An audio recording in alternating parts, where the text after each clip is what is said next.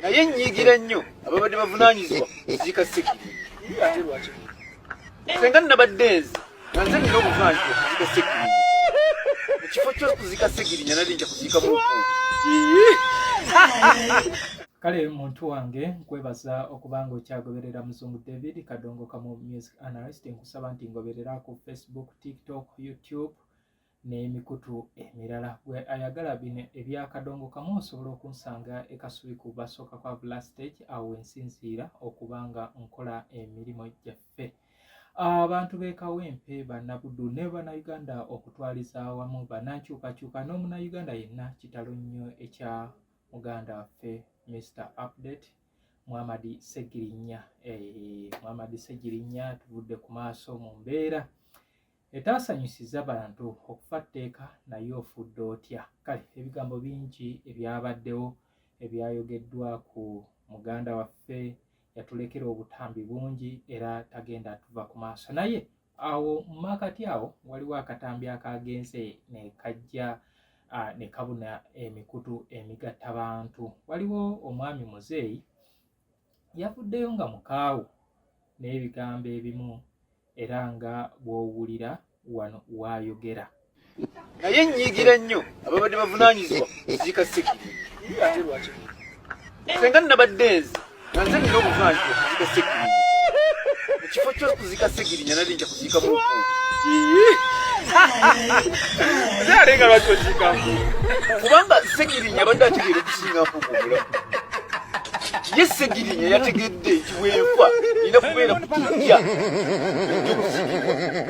ate y'omufu ate Mpuuga omulamu. Ye nalowooza nti Ssegirinnya ate abadde alina kubeera ku kisaawe. Kwegamba nga tebikwatagana. Tebikwatagana. Omufu talina nsonga emugisa mu maka. Kati gwe ne kikuza n'ogamba nti kitegeeza Ssegirinnya yabadde ategeera okusinga ate omulamu.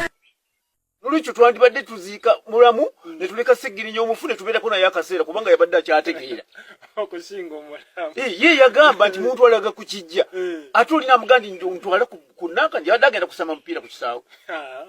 Nolwekyo olina kuziika Mpuuga. Kakati ku kisaawe bakolerayo emikolo ki ngaffe Abaganda? Emikolo egikwata ku mufu bagikolera ku kisaawe. Yeyogera ku eyo ensonga kubanga omuntu bw'afa nga alina abaana wabaawo okumunaaza ku bikaakabugo n'ebirala. Kakati bw'omugjayo n'omutwala ku kisaawe ye bandibikoledde emikolo egyo oba bamutwale ku kisaawe then ate bamukomyewo awaka ate bakole emikolo bwe kiba bwe Muganda bwe kiri.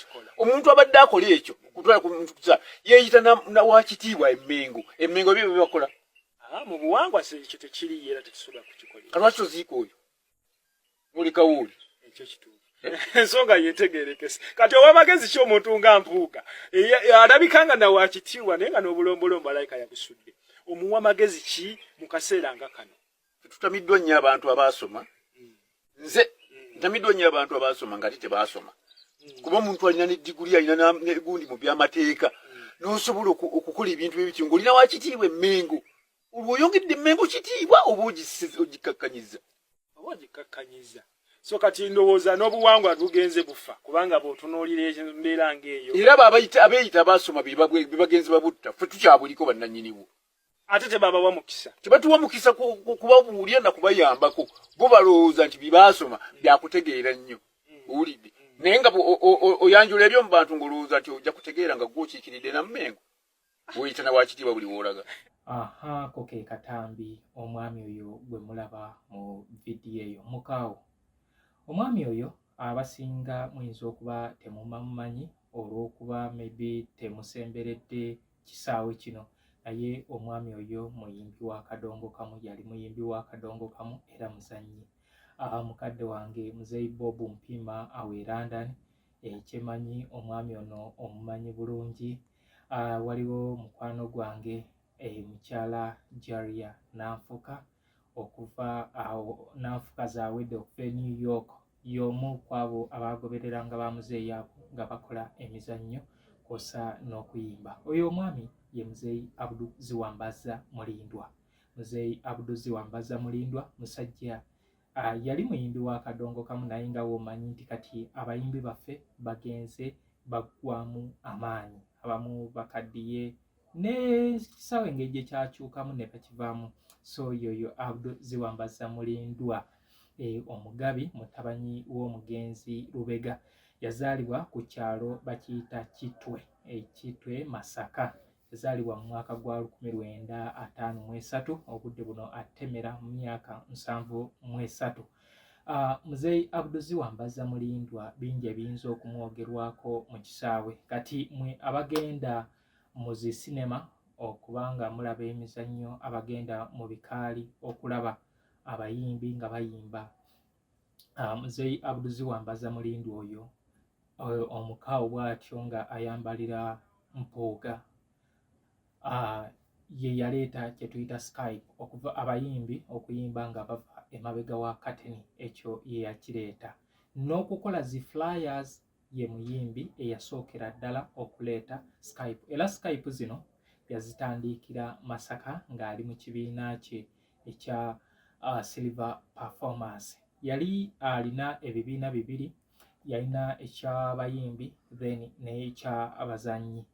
Kale yoyo Abdul Wambaza Mulindwa, mwe abatasobodde mutegeera bangi nga bagamba omusajja nga mukaawo, omusajja mukaawo.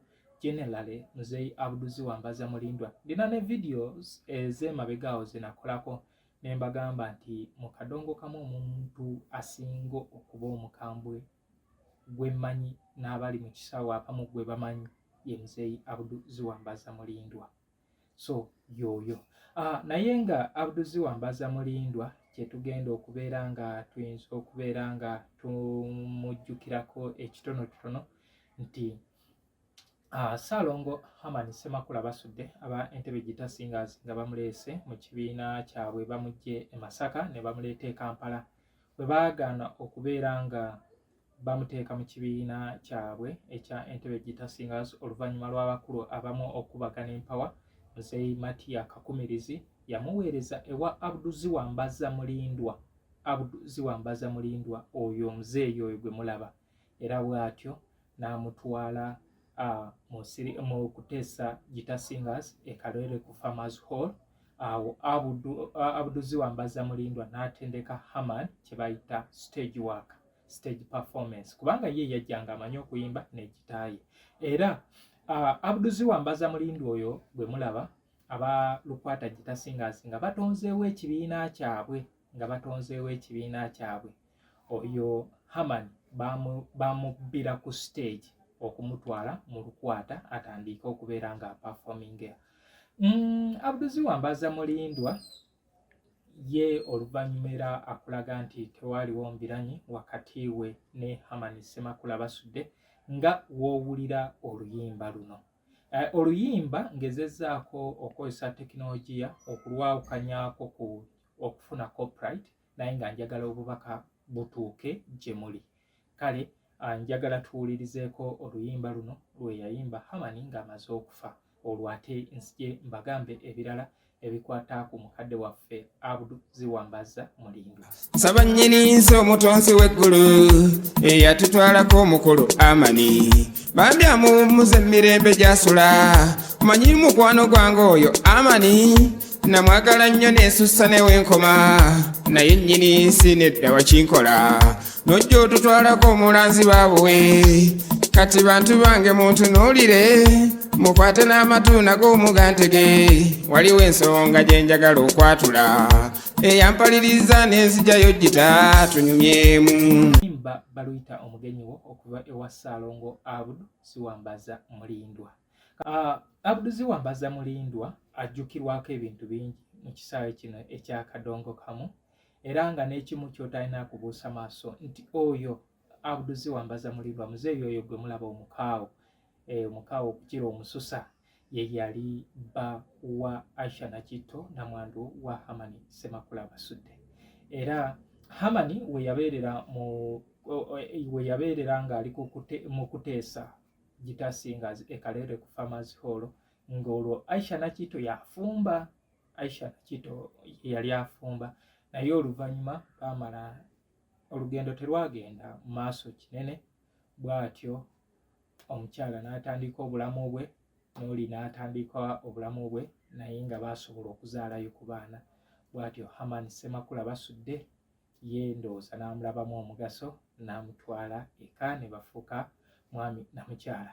Era mu luyimba eddembe ly'omuyimbi Aisha Nakitto alaga nga asiima Abdul Ziwambaza Mulindwa okubeera nga amukwatako. Kale yamuyita Abdul Mulindwa naye nga igwayo Abdul Ziwambaza Mulindwa gwe yali ayimbako mu luyimba olwo. Kyokka ne kyewuunyisa nti oluyimba ate luwandiikibwa Haman Semakula Basudde nga awaana oli musajja munne. Kati yeye enjawulo. Nali mmanyize nti teri ddembe mu nsi mwabali obulungi mulaba Katonda kuba najeera Nakitto waabwe nga ne bompa amagunju kale tegandya nenterebuka ntyo kyoba eddembe mu nsi n'okuba obulungi nze sirigezaako.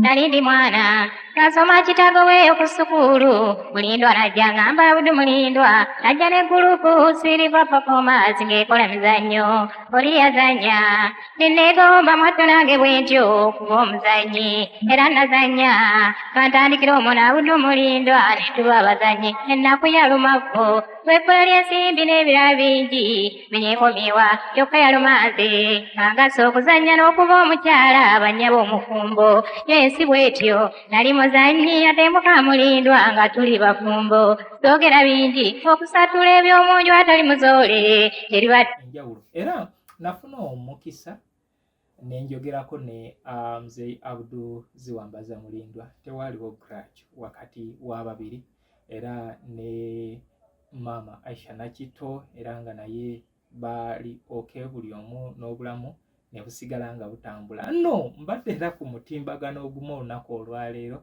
nendaba Aisha nga alaikinze kavidiyo akamu akavidiyo aka trending aka Salongo Abdul Ziwambaza Mulindwa. So namwandu agamba omusajja oyo yali omusajja mukambwe era mbadde njogeramuko naye n'agamba Abdul abatamumanyi bamutegeerera omusajja mukambwe. By the way, he's principled. Era ndowooza oyo ne omugenzi Bernard Nsubuga Ssemmango naye yali Salongo be baali abasajja abaali principled mu kisaawe kino ekya Kadongo Kamu. Tulaba basse batatulaba baani naye bano banjawulo kubanga Abdul Ziwambaza Mulindwa ekigambo muzannyo togumuleetako naye nga Abdul Ziwambaza Mulindwa ojja mujjukiranga ku luyimba ng'abawala abasoma ekiri mutu Nabankema. Nno Nabankema lwe lusinga okunyumira mu nnyimba zonna, Fitina, Omugenyiwo, Omuluvu, ezo zonna nnyimba za Salongo Abdul Ziwambaza Mulindwa. Naye yali yaziddamu ku mulembe guno naye nga zaali za ku mulembe guli.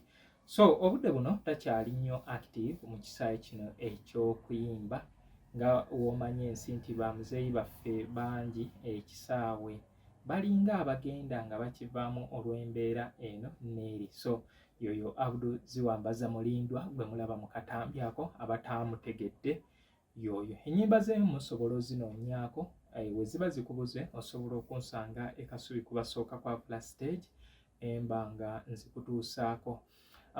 Then w'obanga onoonya omuntu performa ku stage Abdul Ziwambaza Mulindwa nga wamusanze nga performing oluyimba lwa Nabankema era ye nga yali akubiriza nnyo abayimbi nti twonoonye ekisaawe ky'okuyimba twambale ekifaananyi ky'ekintu ekyo kye tuyimbako. Nzijukira omwaka oba gwali 2017 2018 twali naye ku Big Bar ekibuye nga performing oluyimba lwa Nabankema naye ng'ekyamazima ajjayo kiri ekifaananyi. Obudde buno ekintu kyotakola kyoli omusanga ayimba oluyimba lwa nnaku n'ate nga ye musanyufu bitya n'ayimba oluyimba lwa mukwano naye nga talagana mukwano kale nga tasobola kubeera ng'akola ki ayambala ekyo kyayambala. Kale mwena abangoberera nyongera okubeebaza nyongera obbasiima mwe abaagala okubeera nga mulanga ebyamaguzi byammwe Muzungu David Kadongo Kamu Music Analyst wendi okubeera nga tukwatagana Kikaya College and Vocational School bali bakulindiridde twalayo omwana bamubangule Twinex International bali wali Blaga. Then St. Michael Educational Center bali Kiwanga Mukono basomesa okuva ku kindergarten okutuuka ku kibiina ky'omusanvu badde ne boarding twalayo omwana bamubangule. Then tulina Kirabo Property Masters aba Kirabo basangibwa ali matuga ploti yaabwe etandikira kakadde kamu n'ekitundu nabo gendayo obeerenga obawagira. Kale muntu wange bwe ntyo bwe ndabise olunaku olwaleero, naye nga mu budde obutali bwewala nsuubira okukyasaako mu nnamwandu wa Haman Ssemakula basudde mukyala Aisha Nakito tubeerenga tunyumyanyumyamu. Nalina n'enteekateeka ey'okukyalirako nnamwandu wa Livingstone Kasozi Namanda Florence tubeerenga naye tunyumyamu era eri wansi awo. Emboozi zaffe emboozi ya Kadongo Kamu ne Muzeeyi Magala egenda kubeera nga eddamu. Kale gwe wenna anyumirwa ebintu bino nkugamba nti weteeketeeke okubeera nga otugoberera. Nze Musungu David, Kadongo Kamu Music Analyst. Leero nno bassebo nze ntuuse Ssekanyumiza, bwe naawe tamanyi ku luno nkussa bonjige. Nze mwe ntunuulira bwe nti mu mpolampola kizudde ng'abasinga mwagadde mu njige. Nze Mulindwa gw'owulira omwana w'engabi, ku luno bye nnina nkimanyi bijjuza ppipa. Kansooke n'akaboozi ku ludda eri bannyabo, abakyala mbaagala nnyo kubanga lyekkula. Ekyokusemba n'abaami ekyo tekibaluma, kubanga zabiyimba ndi mwami mundaba. Kate kannaba akaboozi leka neyanjule eri bakadde bange mulabe ensi kyenkola. Nazaalibwa mu buddo eyo ku kyalo ky'ekitwe, okutta eryebuwunga ne mu kidda ng'oyise. Nazaalibwa mu mwaka ogw'53, kitange Lubega omusajja yeddira ngabi. Kyokka nga baabuwe musajja mufuna mpola, nze ne mu kusoma sirimba nasoma mpola. Ekyo naawe okiraba munnoowo kyenkunyumiza, bw'obanga tosomye enseene ekunyiza ttima. Yasooka n'esala amagezi ng'eyagala enzige, ejjenge tayiza okukyuka nga ndi mu nkobyo. Ddala yakikola kubanga kyali mu nkola, Mukama ng'asazeewo omutangizi. Yino Kikaya College School, essomero eryegulidde erinnya mu kusomesa abaana ate ne bayita. Ssomero lya ddene boarding, mix y'abawala n'abalenzi, senior 1 paka senior 6. Balina library, science, ko ne computer labs byonna bijjudde. Balina arts ne science subjects, co-curricular activities, ko ne section y'ebyemikono, omuli okusiba enviiri, okukanika n'ebirala ebigwa mu kkowe eryo. Omwana n'ava ku ssomero lino ng'ali self-contained. Kyewuunyisa, ensimbi zaabwe ze zijja mu nsawo ya buli muzadde. Basange Kikaya Bulenga Mityana Road. Okumanya ebisingawo noti 757 mukaganya emwemu 57. Kikaya College School, education for development.